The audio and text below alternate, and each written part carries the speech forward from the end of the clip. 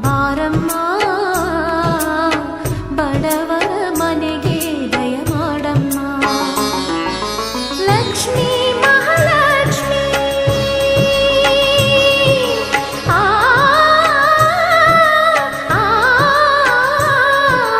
ಲಕ್ಷ್ಮೀ ಮಹಾಲಕ್ಷ್ಮಿ ಲಕ್ಷ್ಮೀ ಜಯಲಕ್ಷ್ಮಿ ಲಕ್ಷ್ಮೀ ಶುಭ ಲಕ್ಷ್ಮಿ ನಿಧಾನವಾಗಿ ಧಾನ್ಯವಾಗಿ ಬಾರಮ್ಮ ಬಡ